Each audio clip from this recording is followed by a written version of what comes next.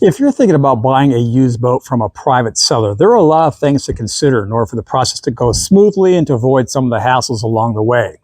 In today's video, I'm going to take you through a step-by-step process of how to go about buying a used boat from a private seller. Now, I'm not going to cover how to evaluate the quality of a used boat, but at the end of today's video, I'm going to share with you a checklist, a series of checklists to help you evaluate your options, so you'll want to stick around for that. But before we get started, I want to give a big shout out to Joe Lewis, who is the general manager at Mount Dora Boats in Central Florida. Joe has been an industry leader for decades and is a really great guy, has a passion for introducing people to the boating lifestyle. And Joe helped me with much of the content that I'm going to be sharing in today's video. So if you're thinking about buying a new or used boat and you live in the Central Florida area, you'll definitely want to check out Mount Dora Boats. Okay, so let's start by assuming that you found a boat that you're interested in and you and the seller have come to terms on the price. There are a few things that you should consider before you move forward with the purchase. The first one is, does the seller have possession of or can get access to the title of the boat? Now, the title signifies the legal owner of the property, and most motorized boats require one. So if the seller does not have the title or cannot get access to it, that's a major red flag, and chances are you should pass on that boat, because without one, you'll find it extremely difficult, if not impossible, to register that boat in your state. The second thing to consider is, assuming that the seller does have the title, or is the person or persons listed on that title available to sign off on it when you're ready to finalize the transaction. Now, this can get a little complicated if there was, say, a divorce, or if someone passed away, and those persons might not be available to transfer the title. So if that's the case, that's something that the seller should rectify before you move forward with the purchase. And then the third thing to consider is whether or not there is a lien on the boat.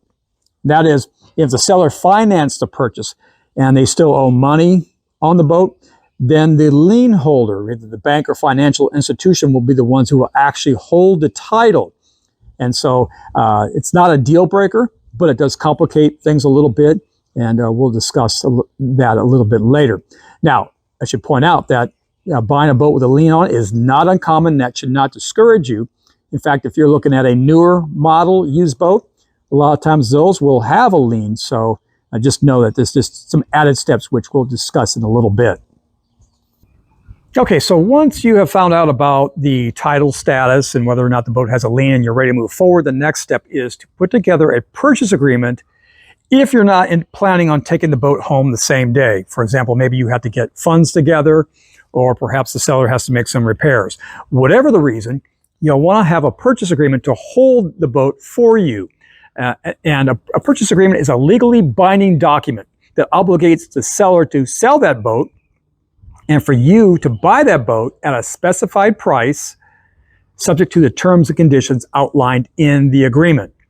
Now, when you create that purchase agreement, you'll want to be very specific. So it should not only include things like the contact information for both the buyer and seller. It should have a detailed description of the boat, motor, and trailer, including any identification numbers, VINs, HINs, that kind of thing. Any equipment or accessories that are included with the purchase, whether they're attached to the boat or thrown in. Whether any repairs are needed to be made before the transaction is completed, the agreed to price and the amount of deposit paid, whether or not there are any liens on the boat, the closing date by when the purchase needs to be finalized, and then the signatures of all parties. Also, if you're buying the boat out of season, then you may also want to include in there a stipulation that the agreement is the purchase is subject to a satisfactory sea trial. Okay, so you may want to include that in there as well. Now, the reason why you need to be very specific is to guard against the old switcheroo. So let's say you're looking at buying a really nice bass boat, and when you looked at the boat, it had these beautiful 12-inch crafts, and then when you go to pick it up, they've been suddenly swapped out with a lesser, cheaper model. Well, to protect against that, if you've documented those things in the agreement itself, you'll protect your interest and that you won't have that happen to you. I will leave a link in the video description to a purchase agreement template from Boat US that you can use and modify for your purposes. And also recognize that if you are doing a purchase agreement and you're going to plan on picking the boat up at a later date, you will likely need to put down some sort of deposit. And the amount of that deposit will depend on the seller, and it may be something that you can negotiate, but recognize that it may be, say, 10% or so of the selling price, so just be aware of that. And then the final thing to know is that if you're planning on taking the boat home the same day, then you don't need a purchase agreement at all. The details of the transaction will be specified in a bill of sale, which we'll talk about in just a little bit. So another thing that you and the seller need to discuss is the acceptable methods of payment. Most sellers do not and should not accept personal checks unless they happen to know and can trust the person buying the boat. The exception to this is for the deposit, because the seller can wait and see if that check clears before they move forward any further. The second method of payment is cash, and this is fine for smaller transactions, but it has one major drawback, and that is if someone goes to buy a boat, and they use counterfeit bills, well, the seller may not have any recourse in that situation, so they may be hesitant to accept cash, especially on bigger purchases. A safer method than the prior two is to go with a cashier's check. Now, this isn't 100% foolproof either, because it's possible to fake those as well. So if you're a seller, you'll want to contact the bank of the buyer just to confirm that a cashier's check had in fact been issued in the amount specified. But the safest method of all is to do a wire transfer. And this can be done very quickly and efficiently, but there may be a small fee involved with that. But if you're doing either a cashier's check or a wire transfer, just recognize that you need to plan ahead. And that's because banks are generally not open in the evenings or on weekends, so you want to make sure that you plan to finalize the transaction during business hours. Okay, now that you have the funding worked out and you're ready to move forward with the final payment, the process of finalizing the transaction is pretty straightforward if there is no lien involved. Basically, it just entails making the final payment. The seller provides a bill of sale, and then the seller signs over the title to you. Now, remember that it's important that the title be signed in exactly the same fashion as it's listed on the title itself. If that does not occur, there's a very good chance that you'll be revisiting that seller to get that worked out. Now let's talk a little bit about the bill of sale. So the bill of sale acts like a receipt, and it's required in most states in order to get the boat registered and titled. And it's pretty simple. It just includes a description of the boat, motor, and trailer, and the ID numbers along with that, the purchase price, and then the names and signatures of the buyer and seller. Now, some sellers are not going to be prepared with an appropriate bill of sale, so my recommendation is to come prepared with one.